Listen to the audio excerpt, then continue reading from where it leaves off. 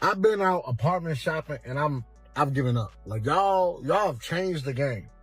First off, y'all want $2,000 or more for apartments that was built in the 1980s that still look like the 1980s. Deluxe apartments. Then you want to know if I make 3 times the $2,000.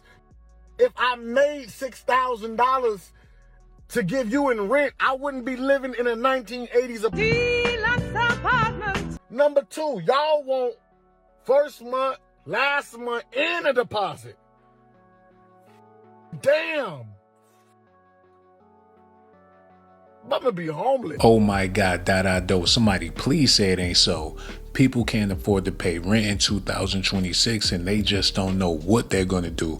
We're about to get into this news, but before we do, make sure y'all do me a favor, hit that like button and subscribe to the channel. For all my people out there struggling to pay their bills, y'all need to listen to this. Banning everything anyway, I feel like they need to ban these Housing Connect buildings because they worse than the projects now.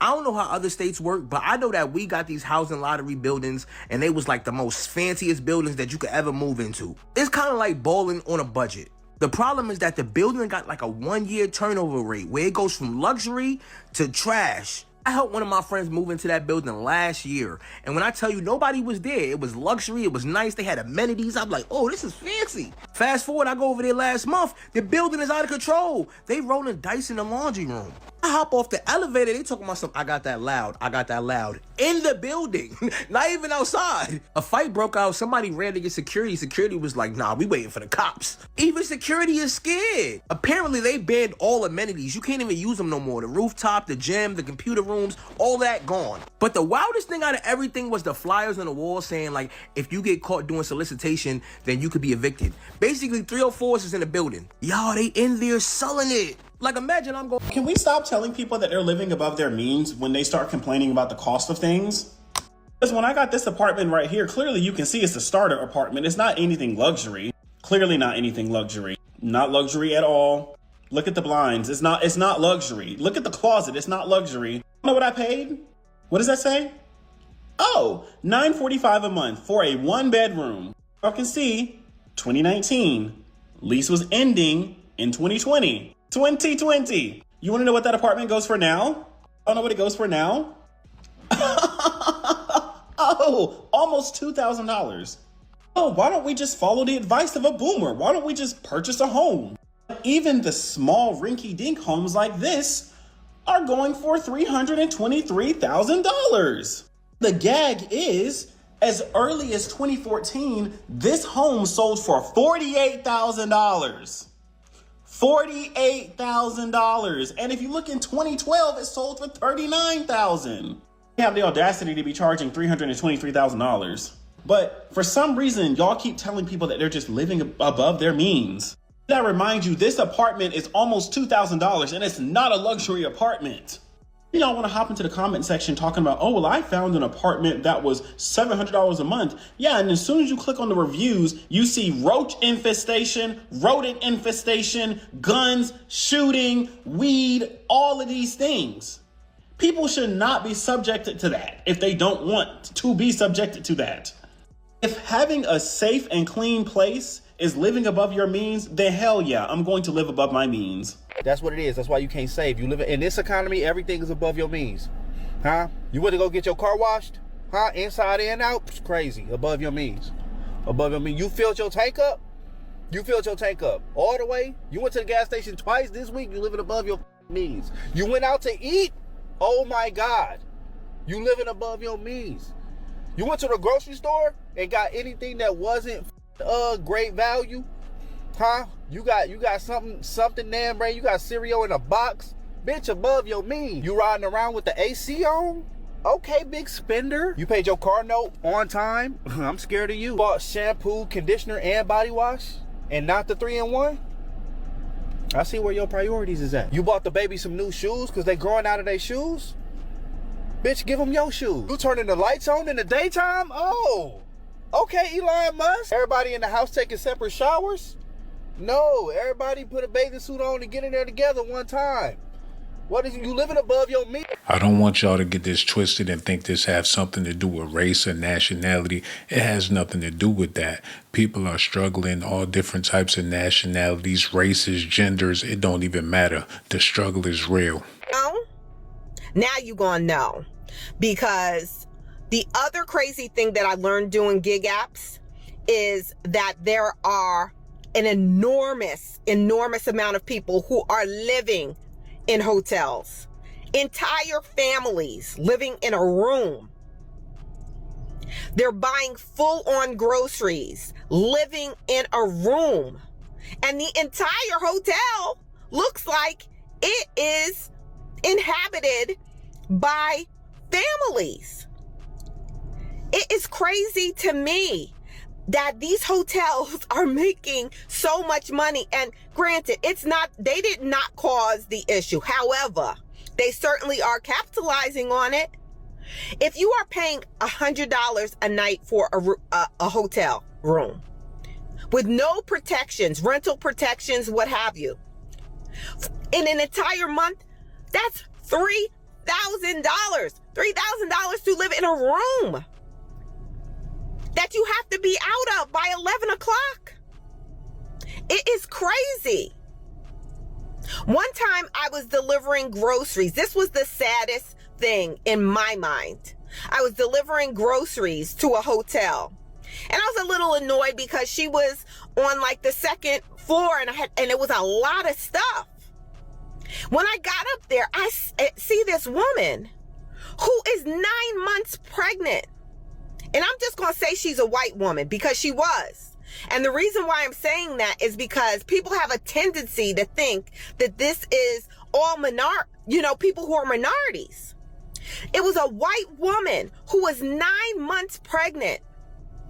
And I'm loading all of this stuff onto her bed. And she's saying to me that she's going to have to go to the hospital tomorrow. And she just wanted to make sure she had enough stuff in the room so she wouldn't have to go out when she got back. How sad is that? How sad is that your child is being born homeless? But this is America. I want to become an engineer because it's crazy. All right, so this is the studio. This is the studio price right here in the building by my hood. And I'm like, all right, maybe they hooked it up. Maybe they made it look nice. $3,700 for a 1-bedroom, $4,600 for a 2-bedroom, and they want $6,000 for a 3-bedroom. Damn. And this is in the midst of project buildings. Let's look at the apartments. Now, this is a 3-bedroom for $6,000. Absolute not. What is this? Now, this is when you come in an apartment. Barely a living room. What is this? Barely a kitchen.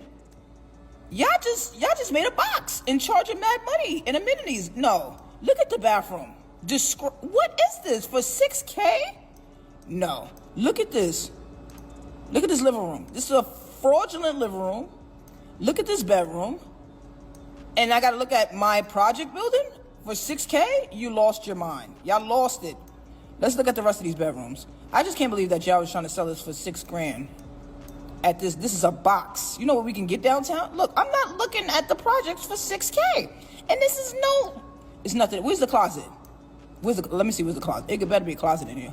There's no closet? Oh, I'm about to say. There's no closet. No, there's no closets. Oh my God, y'all are finished. Who was y'all trying to rent this to? Y'all might as well, oh my God. What is this? This is the only room no, it's still a project view. Who wants to look at the projects all day? And it's the one this one is the mass, they got a bathroom in it. It's still trash. No glass, nothing. Let's go to the other apartments. This is a studio for $3,000. They lost their mind. Look at this. The closet has space. This is where you're supposed to fit your bed. This is where you're supposed to fit your couch and your kitchen table. Like, wait a minute. This studio is no. I need to become an engineer and show y'all how we need to build these apartments. For a studio apartment, I'm being real. We want everything separate. I want the kitchen separate. I want the room separate. I want the bathroom separate. You don't have to give me a living room. Just give me a little small foyer. But make everything separate because I don't want to fry fish and that shit is on my sheets. Y'all are crazy. Whoever renting these apartments, you're retarded. You're retarded. I'm sorry, I'm gonna be real. It's a box. It's no room, no space. We know you ain't from New York paying this type of money for that box to look at the projects.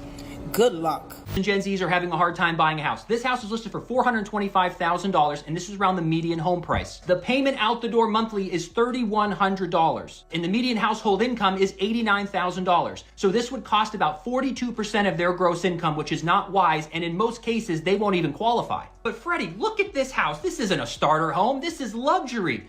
But it was a starter home. Just 10 years ago, this exact same home sold for $228,000. And the monthly payment was just $1,400. So the median household income of $59,000 could get this starter home for just 29% of their gross income. It was beautiful. Today, to buy that same house, you would need a $130,000 salary for it to only be 29% of your income. So what's the other option if you don't make 130 but you make 89,000 as a median household income? You would have to buy a house that's only $280,000.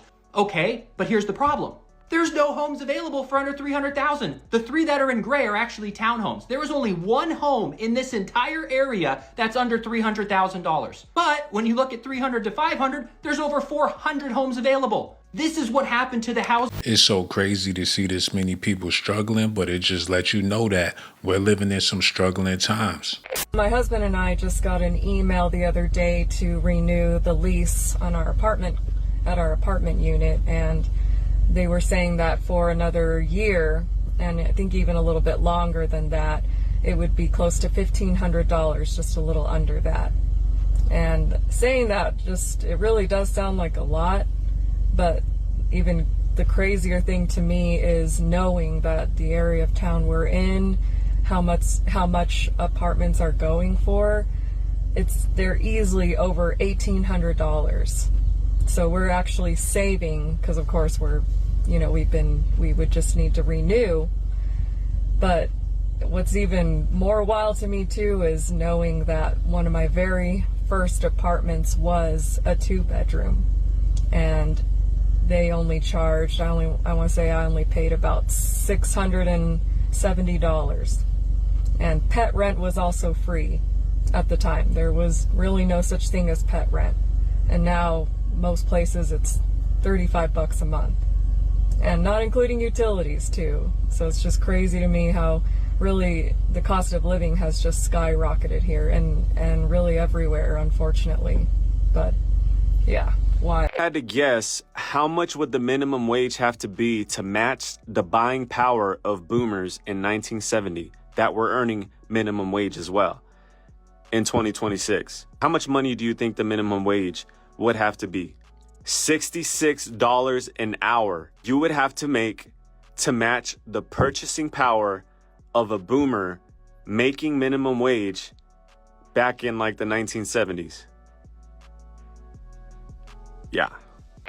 Someone could be working at Macy's, marry someone who's working at Lowe's, 40 hours a week, get married, buy a house, and raise 3 children. The American dream, and pull that off in their late 20s or early 30s. Now, we created an economy where none of the essential jobs for Gen Zers can afford to have access to the American dream in a reasonable time frame. They might be able to save and get access to it at 57, but what the You want them to live in an apartment and sacrifice till they're 57? When every other generation before us got to have access to it in their late 20s, early 30s, if you f***ed up maybe late 30s, you shouldn't have to be a f***ing brain surgeon and a top YouTuber getting married to buy the average house and have 1 child. When just 30 years ago, a high school dropout who's like, I'm just gonna live my life and get a job down the street, could raise a family on that. That's the American dream. That's where the boomers get that work hard, pull yourself up. No shit. If you could drop out of high school and go work 50 hours a week at a factory and break your back, but you bought a house and raised 3 kids with a stay-at-home mom, you should be proud of that. We're not trying to take that from you. That doesn't exist anymore. You have to be extraordinary today to live an ordinary life. Oh my God, that I do. I just don't know. Somebody let me know in the comment section. Are you struggling paying your rent? Do you wish you was in a better living situation? I know it's people out there, hot, funky draws, washing and drying, not working, trying to figure out what's for dinner, asking everybody what's for dinner, ain't got no money for the dinner, but hungry and ready to eat. Lord have mercy. I'm praying for everybody out there in the struggle, man. We all in the struggle one way or another because, like I said earlier, we live in some struggling times. But the struggle is really in your mind. If you could work things out to where you can find happiness and peace in your situation, you gonna be all right. Let me know how y'all feel about this in the comment section, man. And for you beautiful ladies out there. Risk my life to give you documentations, girl. I risk my life to give you documentations, girl. I risk my life to give you documentations, girl. I risk my life to give you documentations, girl.